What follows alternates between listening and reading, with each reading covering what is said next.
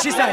প্রথম কথা হচ্ছে আমরা জানি 1971 সালে যারা যুদ্ধ অপরাধ করছে তাদেরকে এই খুনি হাসিনা ক্ষমতায় আসার পর বিশেষ ট্রাইব্যুনাল গঠন করে ফাঁসির ব্যবস্থা করছে।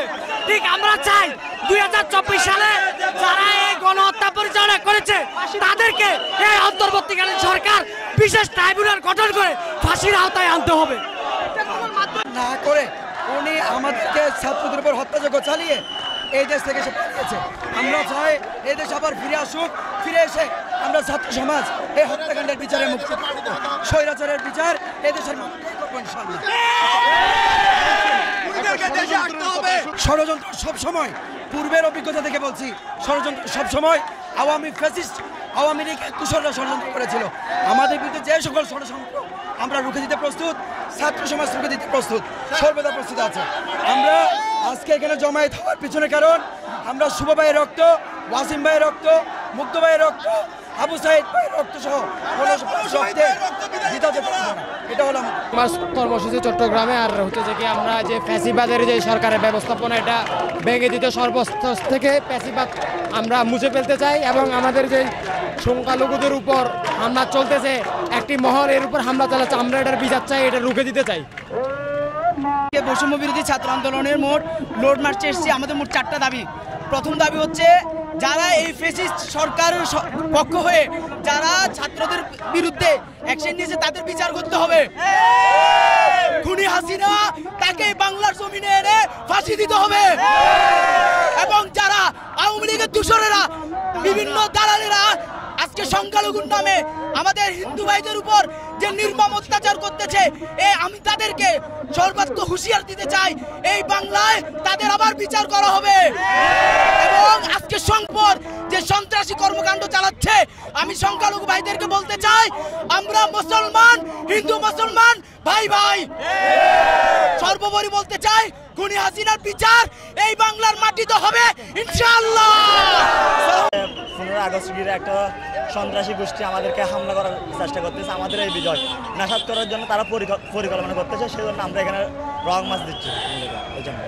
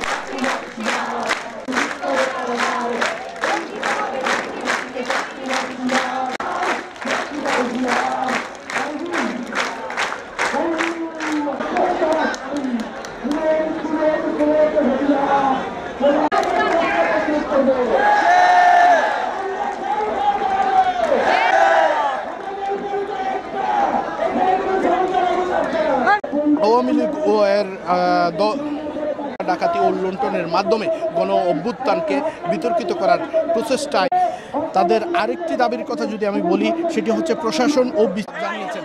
আসলে আপনারা দেখতে পাচ্ছেন ইতিমধ্যে রোড মার্চ শুরু হয়ে যাচ্ছে এবং এই দাবি তারা বলছেন ছাত্র জনতার রক্তের বিনিময়ে যে স্বাধীনতা অর্জনের আওতায় আনার জন্য তারা বারবার বলছেন এবং একই সাথে আওয়ামী লীগকে নিষিদ্ধ করে আওয়ামী লীগকে তারা বলছেন। আপনারা দেখতে পাচ্ছেন শিক্ষার্থীরা কিন্তু একের পর এক মিছিল সহকারে শহীদ ওয়াসিম আকরাম যেই জায়গায় শহীদ হয়েছিলেন জায়গার উদ্দেশ্যে লং মার্চ করছেন এবং সেখানে গিয়ে তারা 1 মিনিট নীরবতা পালন করবেন।